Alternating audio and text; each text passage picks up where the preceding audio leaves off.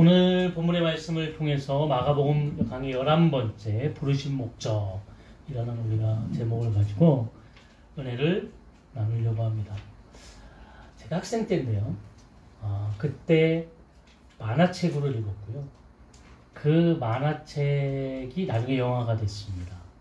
그게 이제 공포의 외인구단이라는 만화책인데요. 그 만화를 그게 한 40권인가 30권인가 40권짜리 만화예요. 예, 이렇게 빌려서 보는 너무 재밌더라고요. 근데 그 만화는 그런 내용입니다. 당시 야구선수 가운데에 인정받지 못했던 자들, 어떻게 보면 장래가 없는 그런 사람들을 각 팀에서 이제 야구를 포기해야 될 사람들이에요. 그런 사람들을 모아다가 혹독한 훈련을 받게 한 후에, 그리고 그들이 다시 나타났을 때에는 정말 야구계가 뒤흔들 만한 그런 인재로 변화되어져서 오게 됩니다. 그래서 그들을 공포의 외인구단, 사람들에게 공포를 줄 만한 힘을 가지고 돌아오게 된 거죠. 제가 그것을 보면서 물론 그들이 받았던 지옥과 같은 훈련이 있지만 사람을 이렇게 변화될 수 있는 힘이 분명히 있구나 라는 것을 우리가 깨닫게 됩니다. 오늘 본문에 시작하게 되면 이렇게 시작하죠. 13절에 또 산에 오르사 자기가 원하는 자들을 부르시니 나온지라.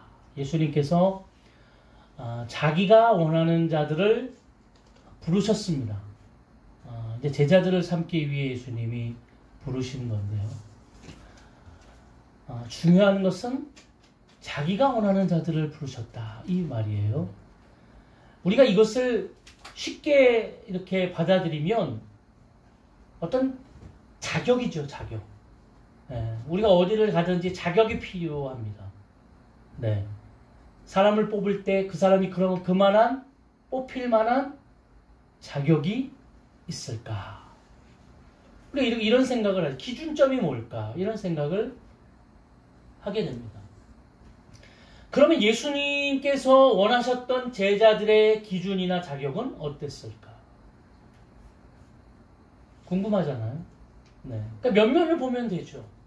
예수님의 제자의 면면은 우리가 그 앞에서 보았던 베드로와 안드레와 같은 뭐하는 사람들이었죠? 어부였습니다. 어부. 고기 잡는 어부. 지금으로 말하자면 그냥 평생 어부로서 바다에서 뱃일을 하면서 살아가는 인생이에요.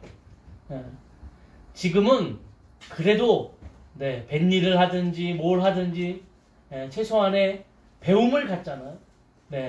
그런데 그 당시만 해도 그렇지 않죠.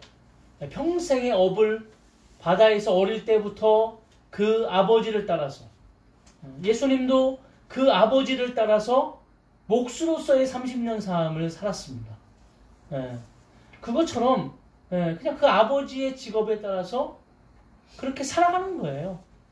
그렇게 어렸을 때부터. 그러니까 어부로서 그렇게 살아갔단 말이에요. 또 한 사람은 마태입니다. 마태. 이 사람은 뭐였습니까? 세리였잖아요, 세리. 말하면 사람들에게 그 당시 매국노라고 생각하고 유대인들에게 배척을 받던, 손가락질을 받고 함께 하지 않았던 그런 세리였던 마태. 이런 사람들이 예수님의 제자가 된 겁니다. 쉽게 얘기하면 예수님의 제자의 기준은 뭔가 우리가 생각했던 거창한 그런 기준이 아니었어요.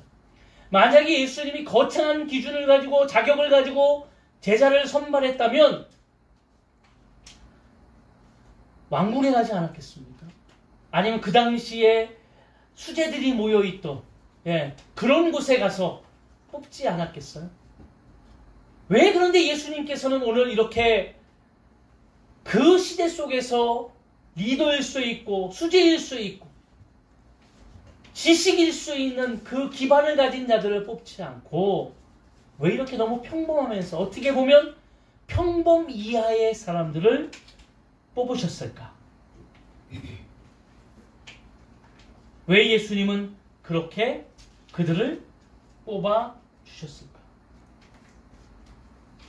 그건 지난주에 예수님께서 우리에게 보여주셨던 그 놀라운 역사를 통해 우리는 알 수 있습니다.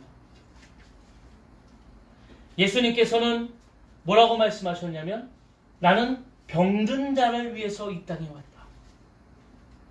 병든 자에게야 의원이 필요하다. 아멘. 아멘. 경험이라는 것은 되게 중요합니다. 지금 대선이 이렇게 진행되고 있습니다. 제가 이렇게 보면서요, 네, 그런 생각을 문득문득 하시지 않나요? 아, 뛰어난 사람들이죠. 네, 뛰어난 사람들이에요. 보통 보면은 뭐, 네, 어렸을 때부터 공부를 너무 잘했을 것이고, 탄탄대로로 말이죠. 네, 좋은 학교에 나와서, 네, 어떤 분은 검찰총장, 어떤 분은 네, 도지사, 어떤 분은 네, 국무총리, 어떤 분들은 뭐, 네, 여러 네, 나라의 리더를 통해서 세워진 자들입니다. 그런데 얼마 전에 이슈를 통해서 나온 얘기가 뭐냐면, 서민들의 삶을 압니까? 지금 우리나라에서 서민이라고 이야기하는 사람들이 국민의 70%, 80%가 서민입니다. 잘 살죠, 우리나라가. 참 서민이지만 참 잘 삽니다. 네, 저희도 이렇게 사는 거 보면, 우리가 이 정도로 살면 우리는 기준으로 보면 서민도 아닐 텐데 이렇게 보면 참 잘 산다, 우리나라가. 이렇게 생각이 들 정도로 잘 살죠. 하나님의 은혜입니다. 그 사람들이 그걸 알까? 그러면서 이슈가 됐어요. 뭐 라면은 먹어봤냐? 네? 뭐 이런 얘기가 나오고. 네. 근데 여러분, 사람들이 이런 일들을 많이 하더라고요. 네, 제가 가끔 뉴스나 방송을 보면 어떤 사람이 너무 아픕니다. 그러니까 이 사람이 그 아픔을 나누기 위해 어떤 메신저들과 이렇게 서로 이야기를 하다가 어떤 사람들이 그 사람의 아픔을 알고 다른 이제 다른 사람과 소통할 수 있는 곳에 올리게 됩니다. 그럼 많은 사람들이 그 사람의 마음을 서로 함께 마음에 담아서 그 사람을 도와주기 시작합니다. 물론 그것을 이용해서 사기를 쳐먹는 사람도 있더라고요. 그런데 여러분, 그 사람들을 도와주는 사람들의 면면을 보면 그 사람들이 돈이 많고 그 사람들이 정말 우리나라의 1% 막 이렇게 해서 도와주는 게 아니거든요. 나도 어려웠는데, 나도 우리 가족 중에 아팠는데, 나도 너무 힘들었는데 저 사람을 보니까 내 삶, 내 발자취가 다시 떠오르게 돼요. 그래서 같이 슬퍼하고 아파할 수 있는 마음이 들게 되는 거예요. 예수님의 제자가 된다는 것은 리더로서의 자격을 가지고 뭔가 세상 가운데 지식을 나누어주고 이야기하고 그러면서 사람들에게 뭔가 지식적인 것만 전달하는 것이 아니라 하나님의 마음과 하나님의 그 심장과 눈을 가지고 같이 함께 아파할 수 있는 사람이 필요하지 않겠어요? 여러분, 그러니까 이 은사 속에서 신유은사 받는 이런 그 분들은 다 본인이 죽을 고비를 다 경험한 분들이에요. 그러니까 이 신유은사 받았던 분들은 본인이 아픔을 처절하게 경험했기 때문에 이 병자가 찾아오면 정말 그 병자의 마음을 품고 기도하는 거죠. 그런 마음이 필요하다는 거예요. 다른 사람의 마음을 같이 아파하고 공감해주고 같이 그 마음을 어루만져 줄 수 있는 사람. 예수님의 제자들은 뛰어난 사람은 아니었으나 각기 다 사연이 있고 어려움이 있고 그 당시에 굉장히 어떻게 보면 약자로서의 삶을 사는 사람들이었어요. 그런 사람들을 예수님이 불러 모으시는 거예요. 우린 평범하다고 하죠. 평범한 사람들이 다 그런 거니까요. 만약에 예수님이 자격 조건을 강하게 했으면 우리가 어떻게 제자가 됩니까? 제가 그 신학을 처음 갔는데 후안 카를로스 목사님이 지었던 제자입니까? 이 책을 다 읽어보라고 그러더라고요. 네. 근데 다 누구나 예수님의 제자가 될 수 있어요. 그 책을 읽어보면 다 누구나 예수님의 제자가 될 수 있어요. 우린 다 예수님의 제자입니다. 믿으시나요? 그러니까 예수님이 오늘 예수님이 원하시는 자들을 예수님이 뽑으셨어요. 그러나 그 예수님이 원하는 자들은 누구나 예수님이 원하는 자격에 들 수 있다는 거예요. 서울대 나오고 학점 4.0 이상 토익 900점 이상 여기 아무도 없잖아요. 이렇게 했다면 곤란하죠. 네, 곤란하죠. 근데 그렇지 않고 누구나 오늘 예수님의 제자가 될 수 있다. 주님 앞에 나오기만 하면 되고 주님의 뜻에 나아가기만 하면 됩니다. 14절에 이에 12를 세우셨으니 이는 자기와 함께 있게 하시고 또 보내사 전도도 하며. 몇 명을 뽑았죠? 12. 왜 12를 뽑으셨을까요? 네. 이 12는 이스라엘을 대표하는 숫자입니다. 네. 이스라엘에 처음으로 하나님께서 지파를 세우실 때, 이제 세우실 때에 12지파를 세우셨어요. 그게 누구의 아들이었죠? 야곱의 아들. 야곱의 12명의 아들을 통해 지파를 세우셨어요. 그리고요, 제사장이 네, 여기 앞에 흉패에 보석을 이렇게 각각 12가지 보석을 붙이네. 12개의 보석을 붙여요. 이게 이스라엘을 나타내는 거예요. 네.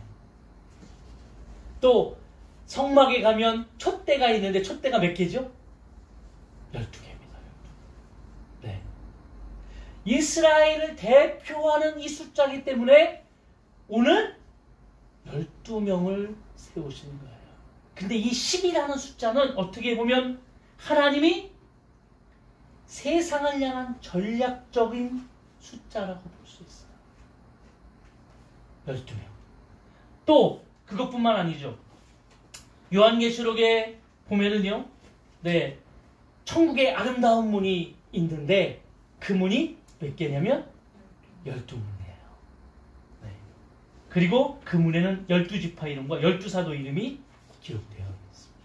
그러니까 이것은 하나님께서 이 성경을 통하여 이 12명이라는 이 12이라는 숫자를 통해서 하나님이 어떻게 세상 가운데 전략적으로 구원의 역사를 이루시고 세상 가운데 복음이 증거되고 세상을 변화시키시고 하나님의 나라가 확장되어질 수 있는 그 숫자의 역사를 하나님이 기록되어 놓으신 거예요. 이스라엘에 처음 세우실 때 12지파, 12명의 아들을 통해 또 제자들 통하여서 신약시대가 열렸을 때에 예수님의 제자를 통해 신약의 이제 이 초대교회가 어떻게 하나님의 나라를 확장할 수 있을까의 시작도 이 12명의 제자를 통하여 이루어지게 되는 겁니다. 12이라는 숫자를 하나님이 쓰셨어요. 이 12명을 하나님께서 이제 제자를 뽑으셨고 이 12명을 통해서 3년 6개월 동안 예수님과 함께 이 제자들이 함께 거하게 됩니다. 네. 다시 말하면 예수님과 함께 거함을 통하여서 이들은 3년 6개월 동안 뭘 했습니까? 예수님을 따라다니면서 훈련을 받았던 거예요. 훈련을. 예. 예수님의 공생의 사역 동안 같이 함께 동행했어요. 그래서 예수님과 함께 하면서 그 예수님의 발자취를 통해 예수님이 거하시는 그 삶의 놀라운 역사를 통해 또 예수님이 가르쳐 주시는 말씀과 예수님께서 그 말씀을 통하여 깨닫게 하시는 하나님의 뜻을 통해 이들은 하나님의 놀라운 역사가 무엇인지, 뜻이 무엇인지를 깨닫게 되는 겁니다. 이 훈련받은 거예요. 거기에는 기도 훈련도 있을 것이고, 거기는 전도 훈련도 있을 것이고, 거기는 하나님의 말씀을 묵상하는 그런 훈련들이 거기에 담겨져 있을 겁니다. 아마 제자들은 그게 훈련이라고 생각하지 않았을 거예요. 그런데 그들에게는 놀라운 역사가 이루어지게 됩니다. 어떤 역사가 이루어지게 됩니까? 우리 16절부터 볼까요? 다 같이 한번 보겠습니다. 이 12를 세우셨으니 시몬에게는 베드로라는 이름을 더하셨고 17절 또 세베대의 아들 야고보와 야고보의 형제 요한이니 이 둘에게는 보아너게 보아너게의 아들이라는 이름을 더하셨으며. 자, 이 12명의 제자들 중에 오늘 이 마가가 2명을 딱 뽑아서요. 네, 제자들의 별명을 이야기하는 거예요. 말하자면 예수님께서 그렇게 하신 거예요. 네, 베드로는 원래 이름이 누굽니까? 시몬. 네, 시몬 이렇게 하죠. 시몬. 네, 뽑아가지고 너는 이제 이름을 뭐라고 하라고요? 베드로. 그것을 게바라고 이야기하죠. 게바라라 그랬어요. 이 베드로라는 이 이름은 페트라, 헬라어로는 페트라인데요. 이것은 바위를 의미합니다. 바위. 네, 베드로. 그냥 바위예요. 그런데 예수님께서 너를 뭘로 만드시겠다고요? 게바가 뭐라고요? 반석. 네. 그러니까 게바라는 것은 그 이름이 원래 베드로예요. 네, 표현하면. 근데 그것을 헬라식 발음으로 하면 페트라인데 이것은 바위란 뜻이에요. 쉽게 얘기하면은요. 그냥 바위예요. 바위. 네. 그런데 그 바위를 어떻게 만드시겠다고요? 반석이 되게 만드시겠다. 깎아서 다듬어서 하나님의 교회가 세워질 수 있는 반석이 되게 하시겠다. 이게 예수님께서 오늘 부르신 목적이에요. 또 그 뒤에 17절에 보니까 세베대의 아들 야고보와 야고보의 형제 요한 이 둘에게는 보아너게라는 이름을 썼어요. 그러니까 별명을 했어요. 나는 보아너게야. 근데 이 보아너게가 무슨 뜻이냐 그랬더니 뭐라고요? 우레의 아들 그랬어요. 이들의 성적이 어땠냐면 이들의 성적은 불같았어요. 베드로도 마찬가지였어요. 베드로도 예수님이 이제 겟세마네 동산에 기도하실 때에 가룟 유다가 데리고 오죠. 예수님을 하러. 그러니까 그걸 보고 흥분해가지고 그 군병의 칼을 탁 해가지고 말고의 귀를 탁 자르잖아요. 그러니까 어떻게 보면 이 베드로도 성정이 대단한 사람인데 그거를 능가하는 사람이 누구라고요? 야고보와 요한. 우레소리가 나는 것처럼. 그러니까 그런 성경에 그런 얘기가 나와요. 누가복음 9장에 나오는데 사마리아의 땅에 이렇게 갔는데 제자들이 이렇게 들어가니까 사마리아 사람들은 별로 이스라엘 백성을 반기지 않잖아요. 그러니까 예수님과 제자들을 반기지 않았어요. 좀 배척하고 그러니까 이 화가 났어요. 이 둘이. 그러니까 뭐라고 이야기했냐면 예수님! 하늘에서 불을 내려서 저들을 싹 쓸어버릴까요? 이랬단 말이에요. 이 정도로. 그런데 여러분 아십니까? 이 우레소리가 났던 이 야고보요 요한 중에 이 요한이 누군지 아세요? 이 요한이 사랑의 사도 반모섬에서 요한계시록을 쓰고 요한 1, 2, 3서를 썼던 사랑의 사도 요한입니다. 예수님이 돌아가실 때 그 옆에서 마지막까지 그것을 지켰던 요한이에요. 우릿소리가 나고 막 감정이 폭발해서 말이죠. 그 당시에 예수님이 너 보아노게 해야지 내들. 에? 그렇게 불렀던 그들이 어떻게 보면 가장 겸손하고 가장 낮은 곳에서 사랑을 증거했던 사랑의 사도가 되어진 겁니다. 베드로는요. 베드로는 반석이 됐지요. 어떻게 해요? 예수님께서 십자가에 달려 돌아가셨으니까 나는 어떻게 죽어야 되겠다고요? 거꾸로 죽어야 돼요. 십자가에서 거꾸로 순교했어요. 그래서 그 베드로의 그 믿음과 신앙 위에 그의 고백 위에 교회가 세워지게 된 겁니다. 아멘. 그러면 오늘 여기에 나온 나머지 10명은 괜찮을까요? 아니요. 여기 마감은 의도적으로 한 명을 딱 기록했죠. 마지막에 또 가룟 유다니 이는 예수를 판 자더라. 가룟 유다를 딱 기록하면서 이는 예수를 판 자다. 이걸 왜 썼을까요? 네? 이 당시에 예수님의 제자 중에 제일 학벌이 좋은 사람이 가룟 유다였어요. 이 가룟 유다는 열심당원이었고요. 아주 열정적이었어요. 네.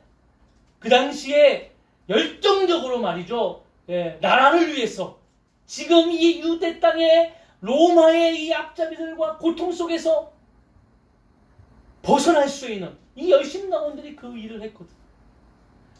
근데 3년 6개월 동안 3년 동안 예수님을 따라다니면서 이 가룟 유다는 변화되지 않았다. 그가 바라봤던 눈은 뭐였습니까? 그 당시의 그 상황과 그 당시의 정치적인 그런 모습 속에서 로마를 다 몰아내고 이 이스라엘이 독립할 수 있는 그런 외모적인 겉모습만을 바라보는 거예요. 예수를 믿고 훈련을 받고 믿음 생활을 하고 교회에 나와서 기도도 하고 말씀도 듣고 그렇게 하는데 뭐라고요? 베드로와 야고보와 요한처럼 그 훈련 속에 예수님의 그 삶 속에 변화를 받아서 그 삶이 변화되어지고 바뀌어지는 기적을 체험한 사람도 있지만 가룟 유다와 같이 끝까지 변화되지 못해서 자신의 가치관과 그것을 통해서 살아가는 그 인생들이 결과적으로 어떻게 됩니까? 잘못된 판단과 잘못된 결과를 갖는 거예요. 왜요? 이들 눈에는 가룟 유다는 따라다니면서 야 저렇게 멋있는 분이 저렇게 능력 많은 분이 십자가에 달려 돌아가시겠다고 하는 그 모습이 가룟 유다에게는 한없이 연약해 보이고 아마 가룟 유다 그 생각 안 했을까요? 야 내가 이렇게 예수를 팔면 예수님이 짜자잔 치료로 같이 말이죠. 에? 십자가에서 말이죠. 내가 세상을 구하러 왔다. 이런 생각하지 않았을까요? 그게 아니었어. 그 뜻을 몰랐던 거예요. 의미를 몰랐던 거예요. 예수님이 이 땅에 와서 부르신 목적은 단 하나입니다. 예수님께서도 하늘의 모든 것을 버리시고 가장 인과가 동등한 그 모습을 취해서 이 땅에 오셨던 것은 이 온 땅의 많은 자들을 구원하시기 위함입니다. 오늘 제자를 뽑아서 그 제자들을 통하여 이루어 가실 그 부르심의 목적은 제자들을 통하여서 하나님의 나라가 복음의 역사가 그들을 통해 증거되기를 원하십니다. 어떻게 해요? 오늘 가장 평범하고 어떻게 보면 문제 있고 가장 병든 자들이 그 안에서 치유를 받고 변화를 받고 성장을 하고 그름을 통하여서 하나님의 사람, 하나님의 자녀로서의 사명자로서의 삶을 살아갈 수 있도록 만드시는 거예요. 여러분 면면히 보십시오. 오늘 그 예수님의 제자가 쭉 나열되어 있지만 여기 지금 그 세 사람 베드로와 야고보와 요한이 아니라고 해서 그 사람들은 세상이 바라볼 때 가장 좋은 성품과 가장 좋은 배경을 가지고 나아갑니까? 아닙니다. 예수님의 제자의 몇몇은 다 의심 많았던 도마부터 시작해서 다 말이죠. 겁쟁이고 3년을 따라다녔지만 그들은 남아있는 게 겁이에요. 겁. 두려워서 떠오르는 거. 어떻게 보면 너무 막 우리가 영화에 보면 그렇잖아요. 막 3년을 막 수련을 해서 막 하면은 막 사람이 막 변화돼가지고 막 무술 막 잘하고 막 이건데 사실 제자들은 나중에 보면 성령의 역사를 받기 전에는 오합지졸에 불과해요.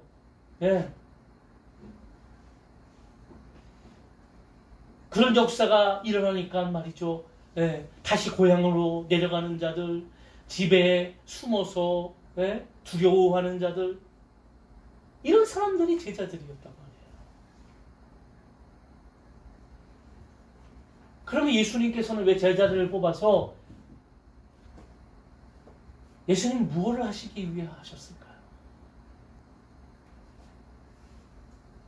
14절에 보면 이렇게 되어 있습니다. 이에 제자들을 열두를 세우셨으니 이는 자기와 함께 있게 하시고 또 보내사 전도도 하며. 두 가지를 하셨죠.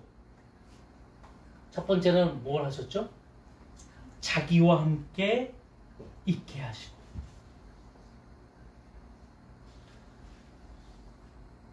여러분 예수님의 마음을 잘 아시겠나요? 예수님은요 그냥 함께 거하기를 원하셨던 거예요.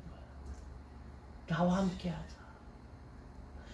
막 뭔가 그들이 막 짜자잔하고 막 뭔가 막 이렇게 막 그게 아니라 그냥 나와 함께 하자. 내 곁에 있어라. 나와 함께 가고 나와 함께 먹고 나와 함께 먹고 마시며 나와 함께 있자.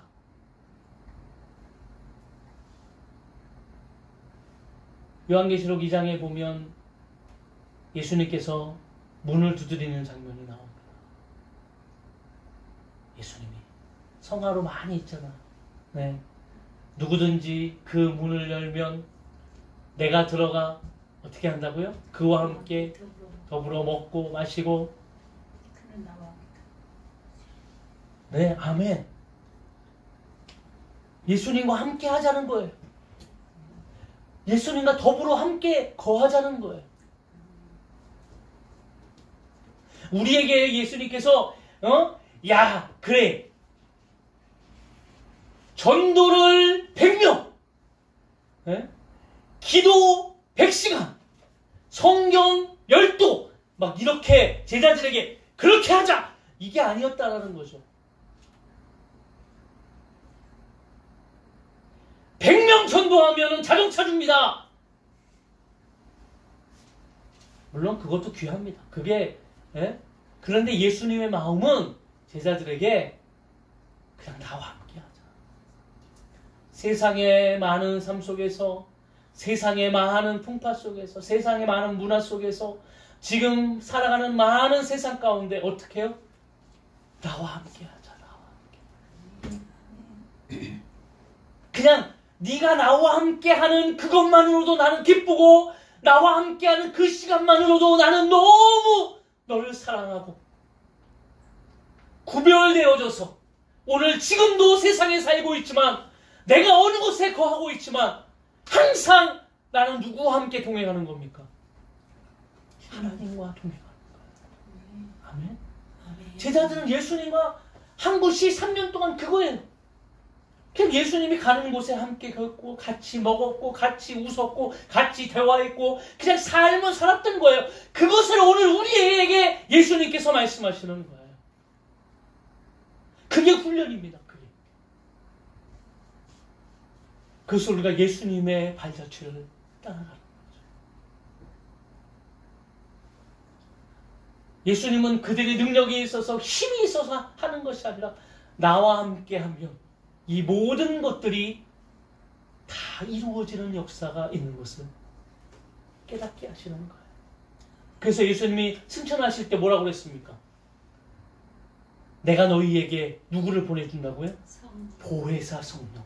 보혜사 성령은 우리를 보호하는, 우리를 옆에서 든든하게 지키는 그 성령 하나님이 우리에게 오셔서 오늘 우리의 삶을 통하여 하나님의 말씀이 무엇인지, 하나님의 뜻이 무엇인지 우리가 그것을 깨닫고 담대하게 나아갈 수 있도록 오늘도 우리를 붙드시는 겁니다. 그리고 뭐라고 썼어요? 또 전도도 하며. 여러분, 전도는요, 전도는 내가 겪으면 전도가 되는 거예요. 그거 아시나요? 아, 내가 하나님의 은혜를 받았구나. 제가 일본에 선교하러 가면서 그 교회 보면은 원래 그들은 중국에 있을 때 예수를 믿지 않았던 친구들이에요. 근데 이제 일본에 와서 예수를 경험했는데 처절하게 아주 막 하나님 앞에 막 기도하는데 그 기도를 잘 들어보면 하나님이 나를 구원하셨다는 그 사랑이, 그 마음이 얼마나 감사하고 얼마나 그 마음 가운데 있는, 그래서 그 사랑과 그 은혜를 나도 경험했는데 내 친구도 내 가족도 경험하기를 원한다는 처절한 마음이 있어요. 그러니까 그들이 전도하는 거예요.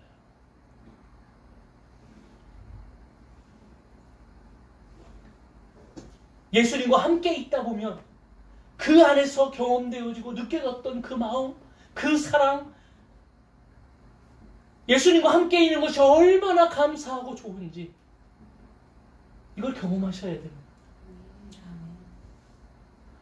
세상 가운데 하나님이 함께 하시는데 그 은혜와 그 위로와 그 사랑이, 그 붙드심이 얼마나 좋은지 이걸 경험하셔야 돼요. 그래야지 그 경험한 후에 전도가 되는 거예요. 내가 만난 하나님, 내가 경험한 하나님 누군지 압니까? 어떤 분인지 압니까? 당신도 그 하나님을 만나기를 원합니다.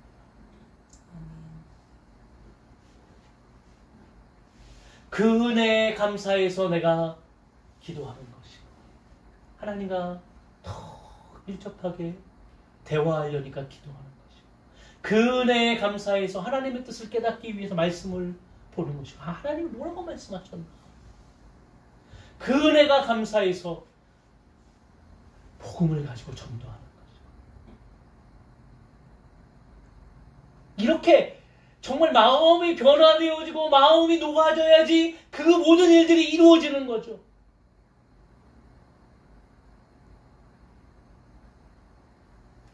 그렇게 되어지지 않으면 그냥 하나의 일뿐이 안 되죠. 참 그게 근데요. 사역을 하다 보면 여기에서 참 생각이 많아지는 거예요. 사역자들이. 왜냐면 이게 기본적이잖아요. 쉽게 얘기하면 이렇게 마음이 변화되어야 하는 기본이에요. 근데 또 두 번째로 나타나는 현상은 그렇게 따라가다 보면 마음이 바뀌는 사람도 있어. 전도하십시오. 교회에서 막 저도 있어 보니까 교회 벽면에다가 그래프 그리잖아요. 예, 교구별로 쫙 전도 현화, 말씀도 읽으면 교구 쫙 어느 교구가 말씀을 지금 쭉 읽고 있나 굉장히 부담돼요. 제 교역자지만 부담돼요. 자꾸 이렇게 또 교역자 담당 교역자는 거기에 저 교구에 써 있잖아. 너무 부담되죠. 근데 사실 그걸 보면서 이런 거 꼭 해야 되나? 근데 이런 걸 안 하면 또 아예 안 해요. 아예 안 해버려요. 그 신경을 안 써. 그러니까 또 이게 참 사역자로서 마음이. 근데 또 하나는 그렇게 시키면 그 안에서 또 하나님의 마음을 경험하고 변화되는 사람이 나와요.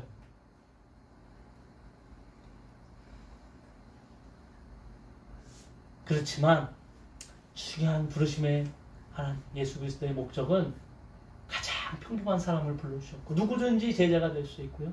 그 제자들은 예수님께서 크게 바라는 것이 아니에요. 너의 막 달란트 너의 그걸 보여 이게 아니라 가장 중요한 것은 뭐라고요? 나와 함께 있자. 나와 함께 있자. 나와 함께 있으면 그 안에서 나는 변화될 것이고 그 안에서 정말 나도 모르게 성장할 겁니다. 그러면 그 안에서 내가 변화되어지고 성장했던 이 경험과 내가 받았던 이 사랑을 나누는 거예요. 그래서 기도하고 그래서 찬양하고 그래서 말씀 읽고 그래서 복음을 증거하는 놀라운 역사가 우리에게 증거될 줄로 믿습니다. 아멘. 한 주간도 그렇게 살아가시고 우리 온마음교회가 그런 교회가 됐으면 좋겠어요. 아멘. 그런 교회가 됐으면 좋겠어요. 어떤 목사님이 저에게 그런 얘기 하시더라고요. 인도네시아인가요? 그 목사님이 그 말씀을 인도하러 가는데 거기에 한국 기업이 나가 있는 거예요. 그 한국 기업이 거기서 이제 많은 한국 사람들이 나가 있으니까 거기에 이제 부락을 만들어서 이제 사는데 거기 안에 교회가 이렇게 있는 거예요. 거기 이제 목회하시는 목사님이 그 교회가 가정별로 다 오니까 자녀들부터 이 어른들까지 세계를 품고 기도하는 그리고 세계를 품는 어떤 마음을 가지고 사역하는 어릴 때부터 그걸 가르쳤어요. 그 목사님이요 앞에서 부흥회 말씀을 인도하고 가는데요 어린아이들 눈이 바짝바짝 하면서 아니 내가 지금 내 삶 내가 가지고 있는 이게 아니라 그들은 난 전 세계를 위해서 하나님께서 이 땅에 원하시는 전 세계를 아울러 내가 그 일을 하겠다고 하는 그 고백과 그 마음이 아이들 눈빛에서부터 막 나온다고 해요. 목사님이 인도하면서 깜짝 놀랐다는 거예요. 어떻게 저렇게 저 아이들이 부모와 아이들이 그 안에서 그렇게 그냥 그 마음을 가지고 하나가 되어서 하니까 놀라운 아주 변화와 힘이 느껴지더라는 거죠. 우리에게도 그런 역사가 임했으면 좋겠습니다. 그런 놀라운 은혜를 통해서 일주일간도 승리하시기를 주의 이름으로 축원합니다. 자, 우리 결단하며 기도하겠습니다. 하나님 아버지의 마음, 아버지 당신의 마음이 있는 곳에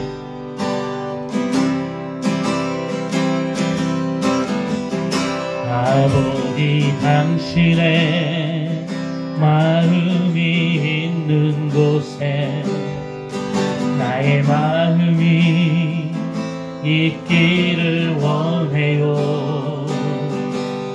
아버지 당신의 눈물이 보인 곳에 나의 눈물이 보이길 원해요. 아버지 당신이 바라보는 영혼에게 나의 두 눈이 향하길 원해요. 아버지 당신이 울고 있는 어두운 땅에 나의 두 발이 향하길 원해요. 나의 마음이 아버지의